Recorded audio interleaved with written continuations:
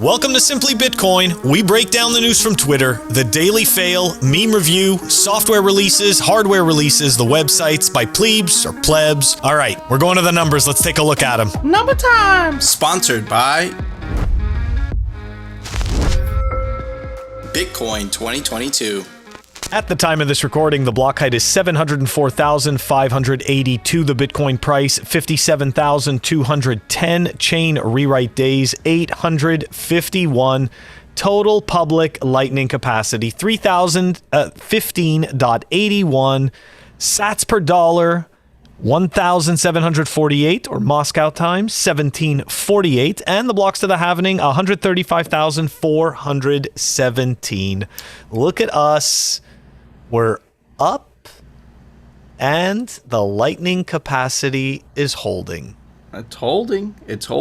No, but think about it, right? We had like a bump today, right? We're coming close to testing. Not that we care, but we're coming close to testing 58, and the lightning capacity is at all-time highs. Last time we were at these price levels, we were nowhere near this amount of lightning capacity. So our theory is busted. It's busted, but it's good, right? Like it's busted because it's bullish. Like there's nothing worse than your theory gets busted and it's like, it falls apart and it's crap. Exactly. But in this case, it's like we were wrong to the upside. We just don't. I mean, look, we're how it goes. We're learning.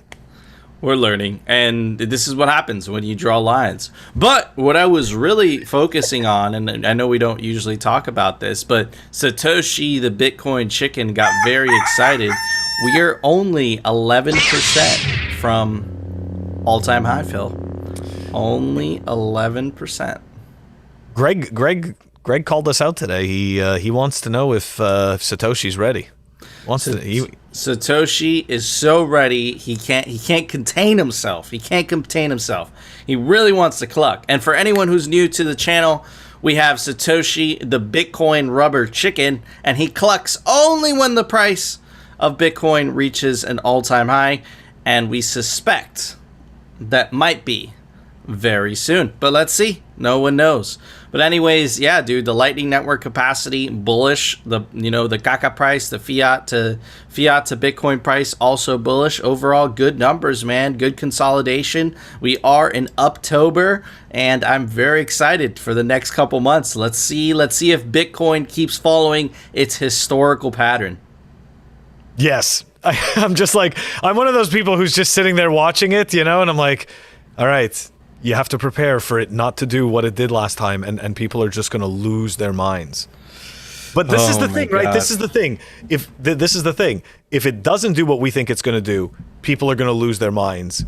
If it does do what we think it's going to do, people are going to lose their minds. Either ways, prepare. Either way, yeah.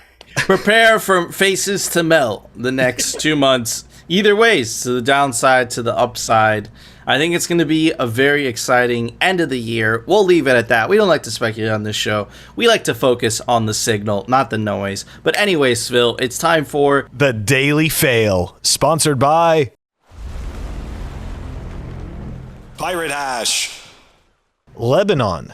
Desperate citizens are trying to break into locked banks after it was announced that they would no longer receive their savings, which were frozen by the regime there. Brings on a whole new meaning to not your keys, not your coin. Hey, listen, it's another Bitcoin fixes this moment. Take a look at this. Don't get me wrong. This doesn't actually help, right? I mean, let's be honest. This is... Like, I completely understand that people are upset and everything, but, like, this is really what it's become, that people are out there throwing rocks at buildings, like... Look, and of course, they have the state, to try to enforce... It's crazy because these people literally got their money stolen from them, and they get beef for it. And it's crazy because, like, here's the thing, man. Like, Bitcoin fixes this problem. This happened in Greece.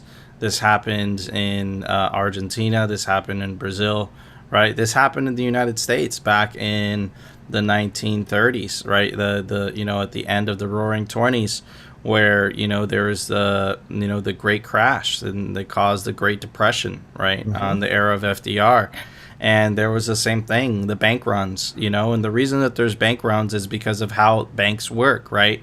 So you put your money into a bank, right? And they lend a percentage of that money out to somebody else. So technically, if everybody went to withdraw their money from the bank at the same time, the whole banking system would collapse, right? So it's all like, it's literally it's built on sand essentially. And what's even crazier is a lot of people didn't notice, Phil, right, is that we used to have a 10 to 15% fractionally reserved banking. That means that the money that you would have in a bank, they would have to, by law, at least keep 15% of it.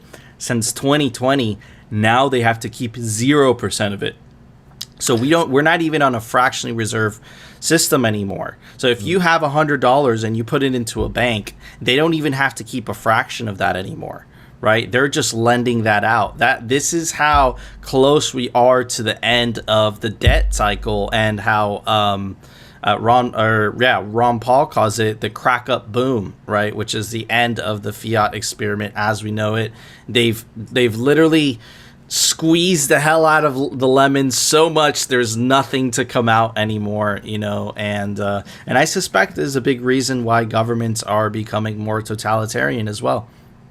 I think, before we move to the next fail, which is unrelated to banking, I just want to point out, it's interesting how detached we've become, because this is our value and this is our time that we can't get back. Like these people have spent that time. They can't get any of it back. And then on top of that, you then trust an institution to hold this currency for you, which then turns around and then stops you from being able to withdraw that currency, from being able to use that currency, right? I find it, like we have had the wool pull over our eyes.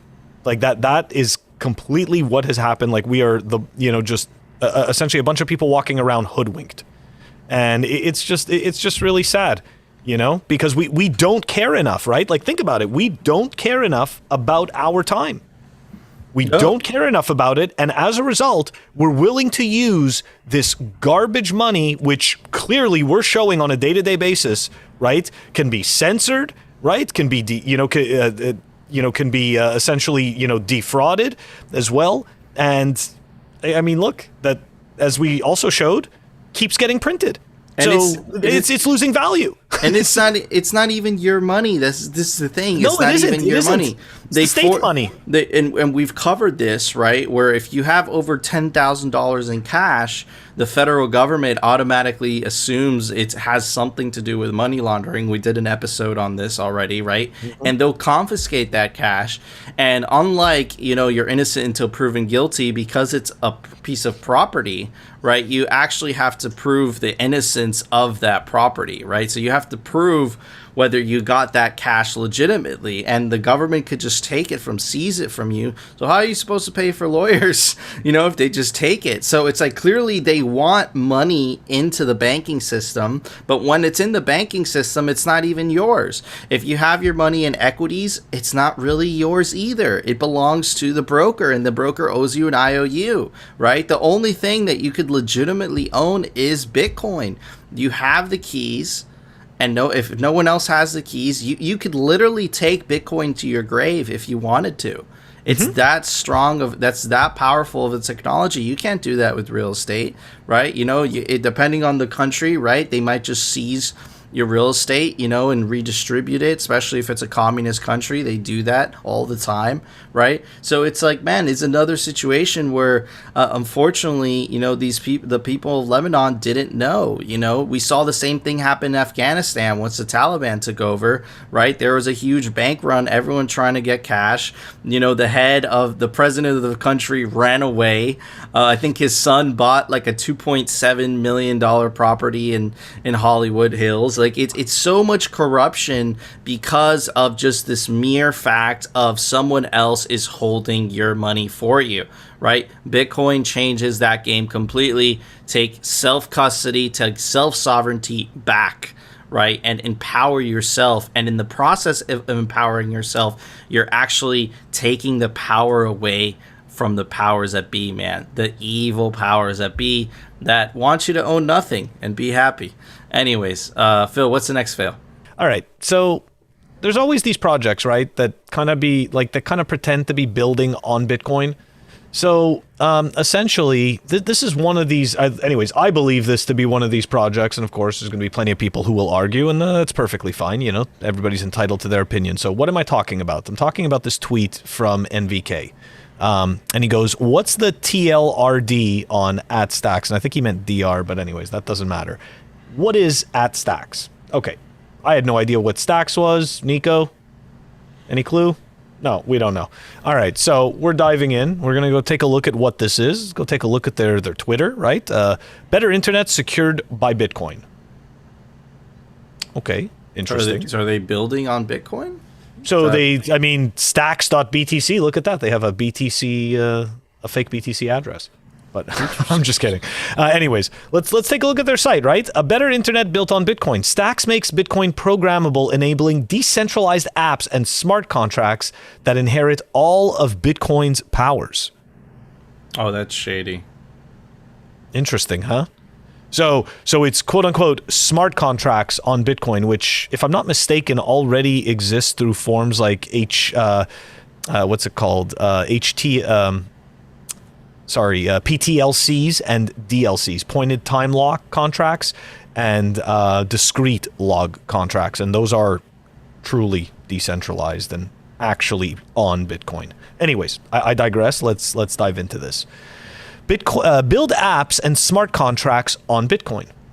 Stacks connects to Bitcoin, enabling you to build apps, smart contracts, and digital assets that are integrated with Bitcoin's security, capital, and network. But it's not, right? It's integrated with it.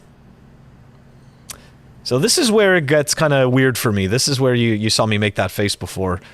You know, earn Bitcoin by stacking. Lock your STX temporarily to support the network's security and consensus. That's proof of stake, people.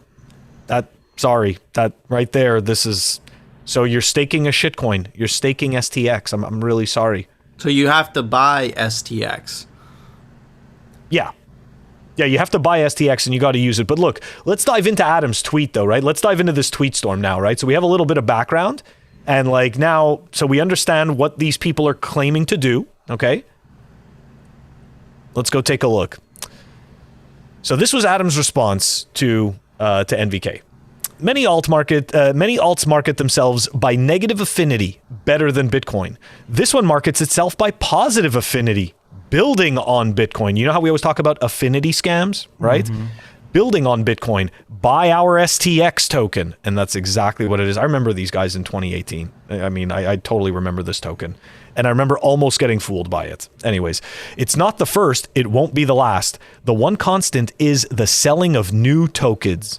Private seigniorage. That's right. All right, let's keep going. So this, if I'm not mistaken, so this is the founder of Stacks, Nayib. Stacks is the mark. Yep, you're right. I wanted to add that. That's right, blue check mark, but on my screen is the white check mark. Anyways, so it doesn't matter. It's just letting you know that they're full of it. All right. Stacks is the pin in the thought bubble of Bitcoin purists, designed to grow the Bitcoin economy in as Bitcoin-friendly way possible. The team has been building various things on Bitcoin since 2013. Example, did the highest amount of op return transactions in 2016. The mainnet for Stacks went live in January.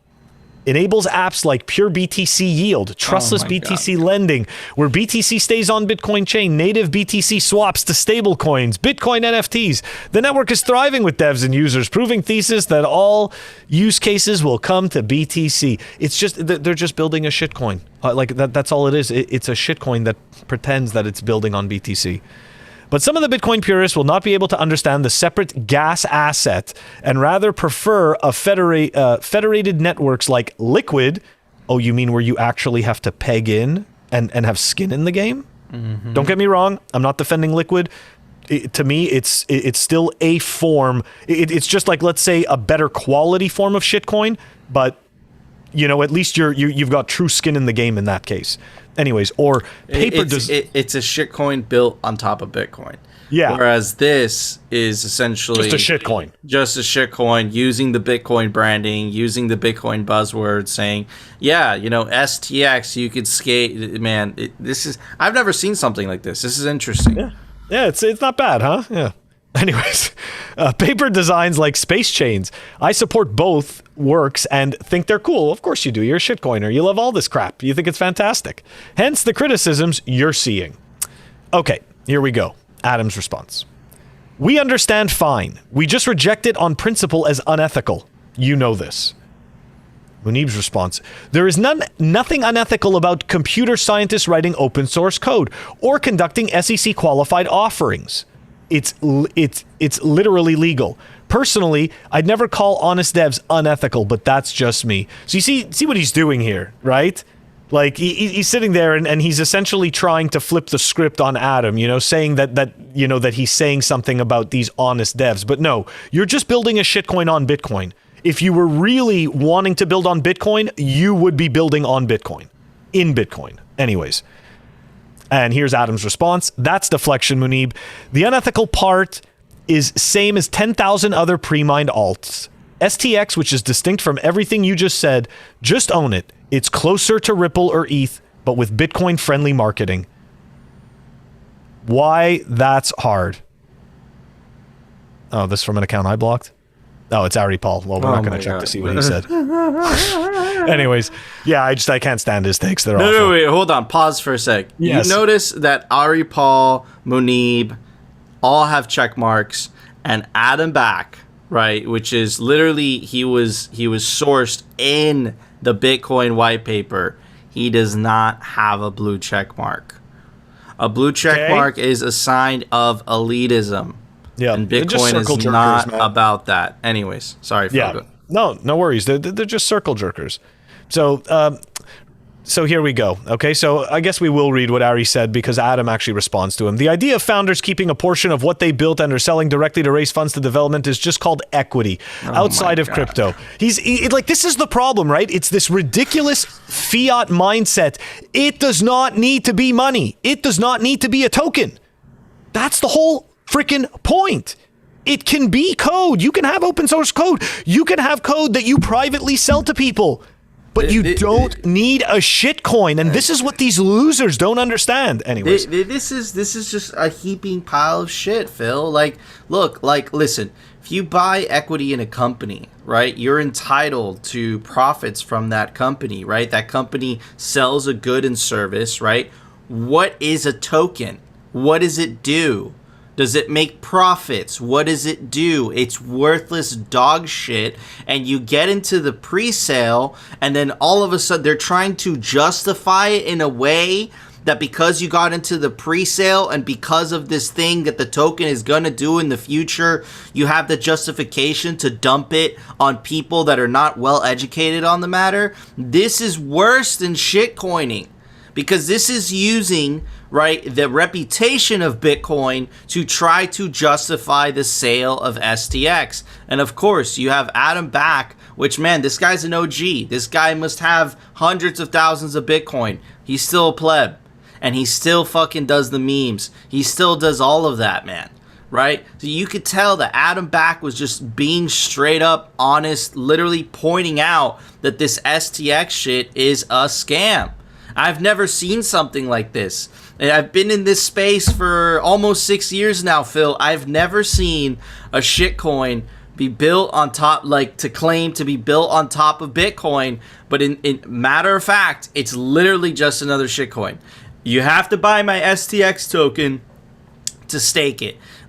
What a heaping pile of shit. And then Ari Paul jumping in there trying to justify it. No, a company is way different. When you have equity in a company, right, that company is producing profits by selling a good or service, right? So if you buy equity in Apple, right, Apple sells iPhones, it sells computers, it sells iPads. When you buy equity, just to use his words, in a shitcoin, What does it do?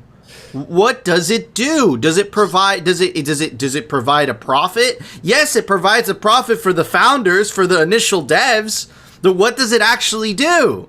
Nothing. He's being incredibly disingenuous. It doesn't need to be a token. Of course he's being incredibly disingenuous. That guy's probably making a fortune. He's like, equity is not the same thing. Equity in a stock, okay, is not the same thing as buying a token that is completely detached. Okay, completely detached from the underlying the underlying business, because the token so far in every single use case I have seen for every single shitcoin, the token is not required to perform the function that they're doing. So now you've got stuff like DeFi, right, and shit like that. All that matters is the liquidity, and the use cases are the rug pulls. So it's completely different. In that case, that's all you have. Like, there's no longer a project that's doing anything. Like, you look at any of these things, all these swaps, all this crap, none of it actually does anything. So they were smart enough to figure out, hey, we don't need to create these other narratives. We don't need to create this story. All we need to do is create the story of liquidity and bags pumping. Yep, and yields. And this is just pure garbage. This guy, no joke, this guy's straight out of 2017. This guy's like straight out of 2017, and he's showing up like that meme with Steve Buscemi, you know, how's it going, dudes? You know, like he's that guy, and he's showing up with like the ICO style. This is built on top of Bitcoin. Oh man, what a goddamn scam. That's brutal, yeah, man. But this is what we do. At Simply Bitcoin. We expose the scams. We cover it on the Daily Fail. But anyways, Phil, it's time for the Daily Meme Review, sponsored by Citadel 21. All right, everybody, the meme for today, we got a couple. Check out the meme from one of our favorite Bitcoin miners on the Bitcoin Twitter, and definitely a fellow plebe, Adam O, aka Denver Bitcoin. He's going to be coming on the show to talk about his block box very soon. But anyways, check out his meme. DCA mining. DCA mining. See, here's the thing. I got into Bitcoin mining, and my dumbass, I went straight to mining instead of DCAing. I don't recommend that. Definitely, you'll learn something, but definitely recommend DCAing first, and then when you get comfortable, then experiment with mining. But awesome meme by Adam. Next by Lena Sheesh. She is the wifey poo of Samson Mao, our friend Samson Mao. Anyways, check it out. Zoom out, and amazing meme. Burr 1 trillion. Here's told you it's a bubble, and I guess this is the person riding the dollar wave. And here's the guy that riding the Bitcoin wave, trying to ban bear market, painful retail institutions, Elon FUD, another China ban crash, and then the nation states, and then hyper Bitcoinization and the fiat. Wow, amazing meme by Lena Sheesh. She keeps bringing on the fire. Yeah. Next one brought to us by Bitcoin Explained. We are still early. Store of value, total addressable market. $220 trillion real estate, $9 trillion stonks, $1 trillion shitcoins, $1.2 trillion silver, $11 trillion gold, $120 trillion worth of currency, and $130 trillion worth of bonds, and holy crap, the goddamn derivatives. $1,200 trillion worth of derivatives. And guess what, baby? You are still early to Bitcoin, because Bitcoin is going to consume all of that, and everything is going to go to zero as it relates to Bitcoin, because unlike all of those things, Bitcoin has absolute scarcity. And because it has absolute scarcity, Phil, I'm going to give this an amazing score. I would not be able to survive without it in the state of Florida. My air conditioning controller, which controls my air conditioning, have to keep it at 68 to 62, or else I will fry. Anyways, what about you, Phil? Solid memes. And I just want to point out that last one, okay? All you see around that $1,200 trillion thing, like, of derivatives, what we are looking at is all of that money printing. All of that money printing. There's no value creation. All there is essentially we're looking at everything that's been siphoned away. I mean, with the exception of gold and silver. You know? Like everything else, you're just looking at what's been siphoned away. Anyways. Those were some very effective memes, very powerful. And for that, I'm giving this, it's going to be a Greg approved score. Okay? I am giving it the old wind cover, the old furry wind cover to my previous mic. You heard that again, ladies and gentlemen. Phil has confirmed for the second time that he is a furry. You hear that first. You hear that right. Phil has confirmed twice on Simply Bitcoin that he is a furry. It's okay. Bitcoin is for everyone. It's all inclusive. Anyways, guys, do you agree with our scores? Do you disagree? Let us know down in the comments. And of course, join our Telegram group. We need some Bitcoin memes to review because it's a Bitcoin meme review. Anyways, Phil, it's time for the Daily News, sponsored by Crypto Cloaks. All right, everybody, check out this tweet by Crypto Graffiti. I'm going to get why we're covering in a second. Awesome little meme as well, right? Really cool. And here's Walter Bloomberg kind of giving you a foreshadowing of what I'm covering, right? But anyways, this is Jamie Dimon in 2014, terrible store of value. 2015, will not survive. 2016, going nowhere. 2017, a fraud. 2018, at this point, he's getting frustrated. I don't really give a shit. And in 2021, at sitting pretty at $57,400. Let's see what the CEO of JP Morgan had to say today. He's an idiot. I personally think that Bitcoin is worthless, but I don't want to be exposed to it. I don't care. It makes no difference to me. Our clients are adults. They disagree. That's what makes markets. So if they want to have access to buy or sell Bitcoin, it's hard. We can't custody it, but we can give them legitimate, as clean as possible access.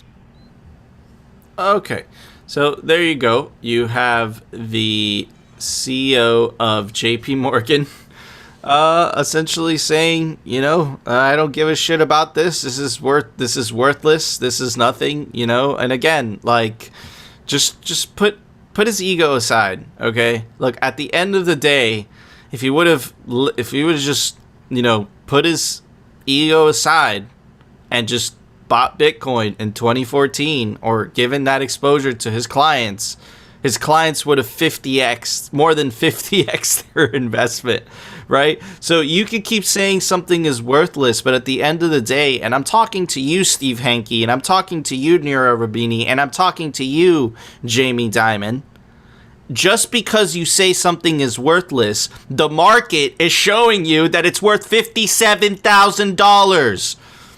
And 12 years ago, it was worth zero. It was worth zero. Bitcoin, whether you like it or not, it was the best performing asset ever in the history of mankind. It is the fastest asset to get to $1 trillion without a sitting CEO or employees. And you still say you don't give a shit. Can I tell you why you say you don't give a shit? Because it disintermediates the fuck out of you. You no longer have a reason to exist if you're a wealth management bank, right? The only reason that the financialization of the economy is so large is because wealthy people need to put a place to park their dirty fiat because it's constantly losing value towards inflation. But now Bitcoin comes into the picture, and all of a sudden, remember, Phil, we've been making fun of these people. What does an actively managed Bitcoin portfolio mean, right? So anyways, dude, Jamie Dimon, have fun staying poor, bro. You goddamn deserve it. Anyways, Phil. I just want to point out, okay, and I have nothing against, any kind of work whatsoever, right? None of us are too good to do any work. I just want to point out that the money janitors, such as Jamie Dimon, these businesses are the only ones where the janitors are the highest paid people.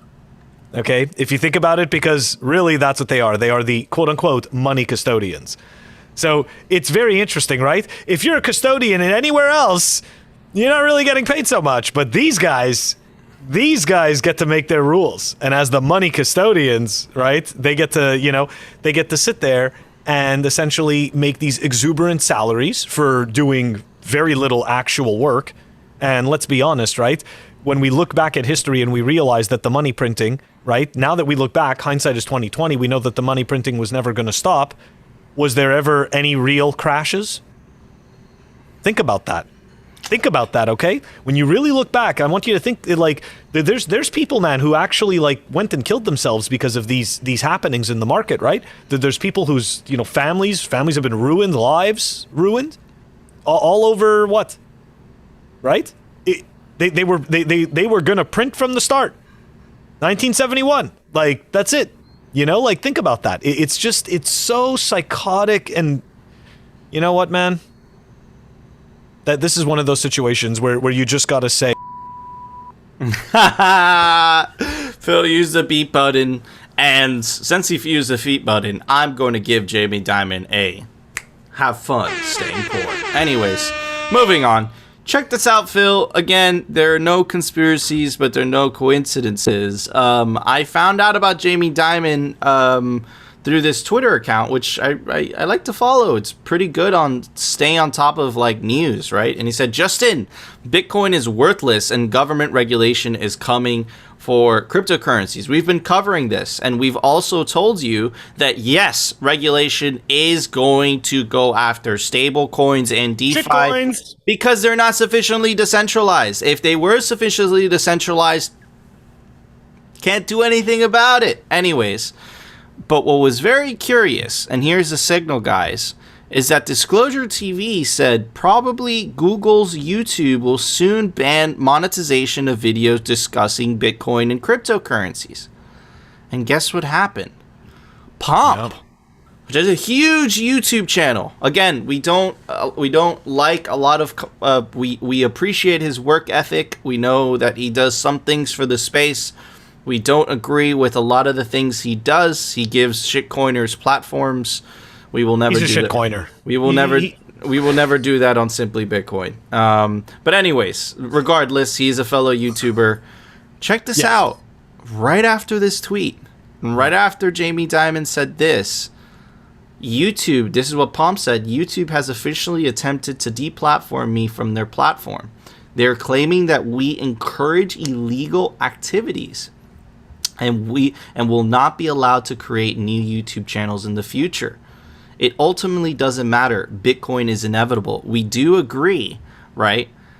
And then he kind of, describes, the whole email and the whole situation. Why are we covering this? Because we told you so. This was inevitably going to happen, right? We've also put our content on bitcointv.com. You could find us there. But like we said, the powers that be, the higher that Bitcoin goes up in market cap, that like a vicious animal trapped into a corner, the more ferocious and the more censorship they are going to rely on. Now, we have heard that Pomp has regained his channel. However, right, just think about it for a second, because this also happened to Keep It Simple Bitcoin, right, which is a channel that just made tutorials on how to essentially set up your hardware wallet and all that stuff. The reason that Pomp got his channel back, Ron Paul's channel also got deplatformed. The reason that Pomp and Ron Paul got their channels back is because they have a big platform on Twitter. So they were able to make a big enough ruckus. But what about us small time creators like ourselves on Simply Bitcoin? What about Keep It Simple Bitcoin? They didn't even explain to him why he got deplatformed, right? So very, very, very kind of very scary stuff. And I suspect in the battle to come, I think we're going to have more casualties as the incumbents start losing not only the control on the narrative, but also the control on the money printing itself. Phil? Yeah, unfortunately, you know what? This is only the beginning, right? I definitely, to your point, I may not agree with Pump's shitcoining, but in terms of deplatforming or anything like that, I obviously don't agree with any form of censorship in that way. Like that is just absolute nonsense. And it's very, very peculiar that after Jamie Dimon made that comment, that issue occurred. Okay? That is very, very strange. You know, I just, for many, you know what? There's many times where we really, we just have to, we can't be surprised. Like, that's really it. Like, we just can't be surprised. You know, like when I saw that, when you showed me that tweet of what happened with Pomp, I'm like, and you know what? There's so much worse garbage on YouTube. All the shitcoin channels. Like, think about that. And the shitcoin channels, like don't get me wrong. Like, it's like I'm not standing up for him in any way, shape, or form. But like, there is really, really bad garbage on YouTube stealing your money, and this is who they're going after. I don't know, man. Just like and it's like you said, man. You know, this is the battle. You know, this is the battle to come. You know, this is the battle to come. Speaking of the battle to come, check out President Bukele's tweets. He's really bringing on the fire. This guy has completely taken the orange pill, and he says Wall Street just doesn't get it. The earnings are not real. It's just money. It's just more money being issued with the same amount of stocks. It's exactly what Phil was describing earlier. Goes back to your meme. A real crisis, exactly. A real crisis. A real crisis is coming in the supply chains. Products, ports, fuel, ships, trucks, factories, workers, parts, resources. It's right in front of us, right? And here you have CNN International. Friday marked the end of a 3-day winning streak for U.S. stocks. I want you guys to remember that line. Anyways, watch out for the holiday consumer demand. If the supply chain crisis is not addressed, we'll see huge shortages of goods and consequently more inflation. Why more inflation? Because they don't want they don't want the stock market to go down.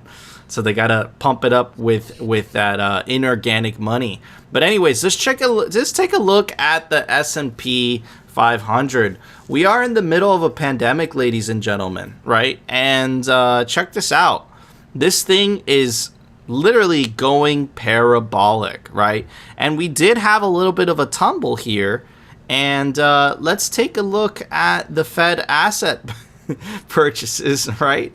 And it's almost as if you can directly correlate, right, the S&P 500 with the amount of money printing the Fed is doing, right? Here we go again. You know, 2020, right?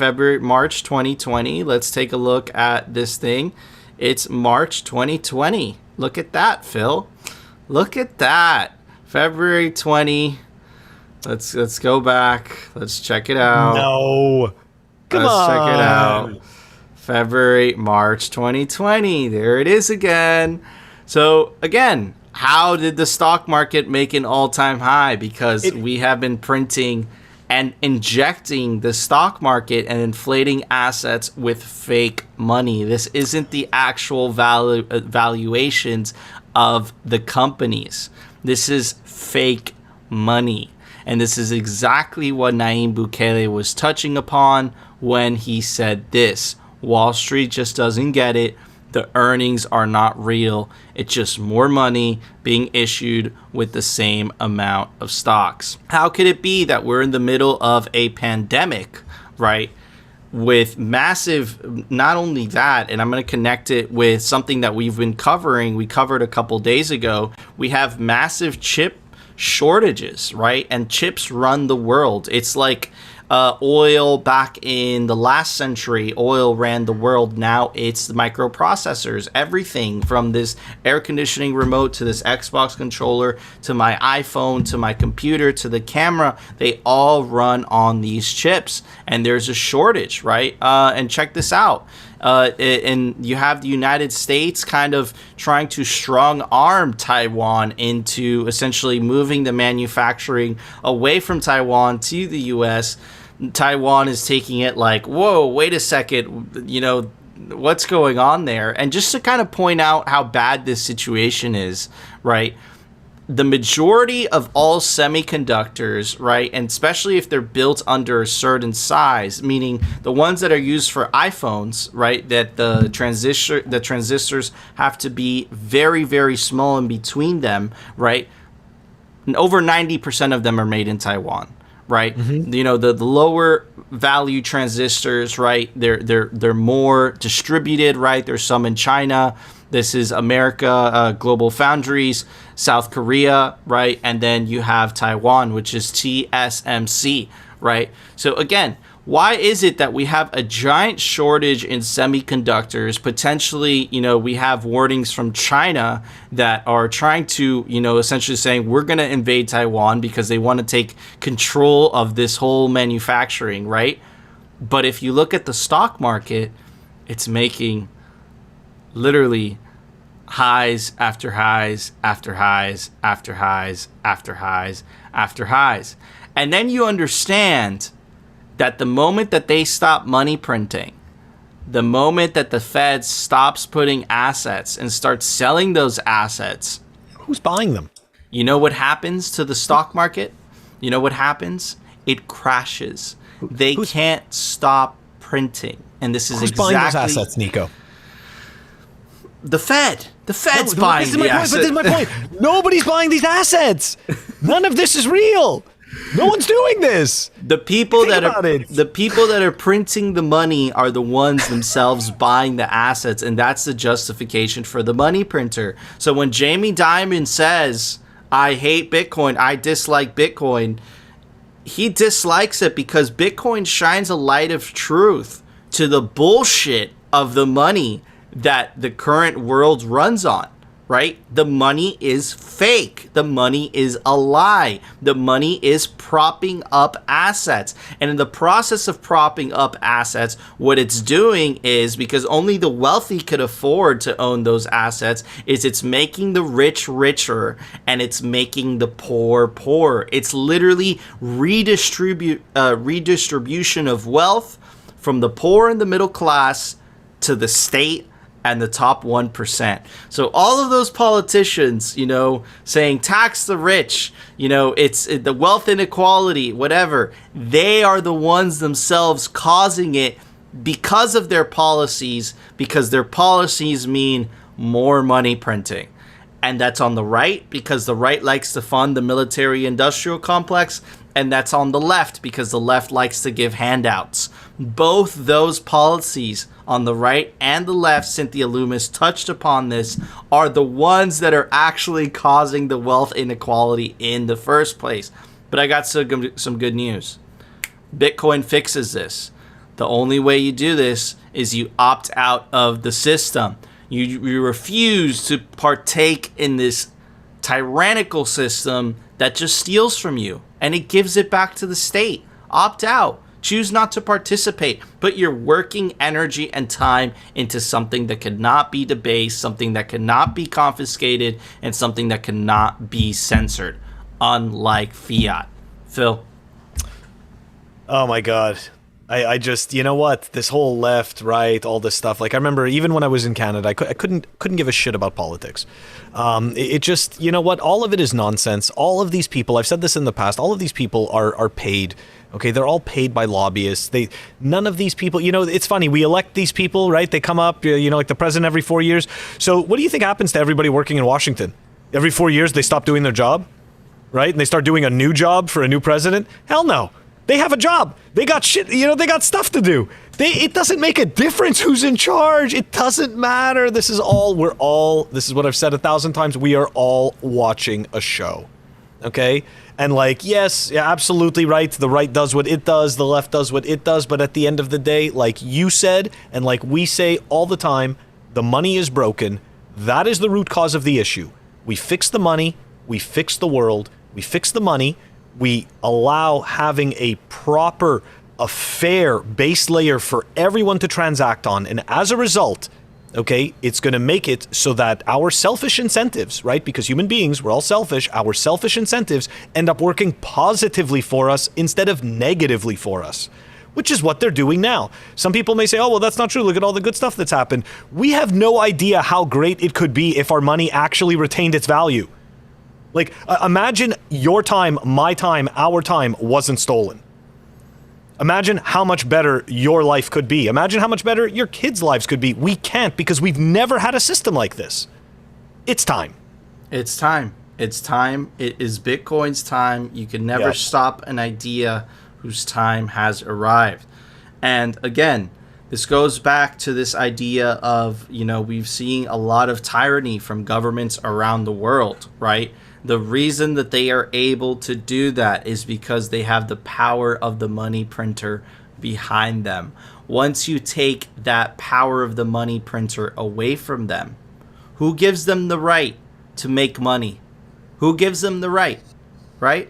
Who gives them the right? With Bitcoin, it's democratized. Anybody could make Bitcoin. Anybody could earn Bitcoin. Just plug in a miner. They have to create value. They have to create value. And all of a sudden, instead of citizens becoming serfs or being serfs for the government, the citizens are now customers of the governments. And if they don't provide value, a citizen finds another government, another judicial. That is the power of Bitcoin. It empowers the individual, the likes of which we've never seen before, but only if you take self-custody. Phil, there was a software release today. Why don't you tell everybody about it? Software releases. All right, everyone. We've got electrs, which is Electrum. It's a Rust implementation of the Electrum server, and that is version 0.9.0 that was released, and it's down below in the show notes. Awesome. Thank you, Phil. All right, guys, before we go, get your tickets to Bitcoin 2022. It's going to be the largest Bitcoin conference ever. It's 4 days this year. The last day is music and networking. It's going to be really cool. Phil and I are probably going to be there. Get your tickets now because the prices do go up. There's a link down below. Gets you 10% off the ticket. Bitcoin 2022. Check out Cloaks for the best 3D printed Bitcoin merch. Get yourself a Bitcoin grenade, a Bitcoin honey badger, all 3D printed. And there's a link down below. Gets you 5% off anything on the store. CryptoCloaks.com. Check out Citadel 21 for the best Bitcoin cultural zine. It's news, it's articles, it's signal written by plebs for plebs. Get yourself a physical copy. There's only 1,000 made. Citadel21.com. Check out Pirate Hash for some awesome Bitcoin trinkets like a Bitcoin board game, a Bitcoin source poster. There's a bunch of other cool stuff. It's by the guy that did the UI for BIS. Check out piratehash.com. Guys, that was our show. If you enjoyed the show, you know what to do. Smash the like button. And of course, if you want to continue hearing the catastrophic fails from the bankers, the central bankers, Jamie Dimon, all of them, and the Bitcoin news from the blip blip perspective, definitely consider subscribing. And we'll see you tomorrow, guys, for another episode of Simply Bitcoin. Money printer go burr. It always has been.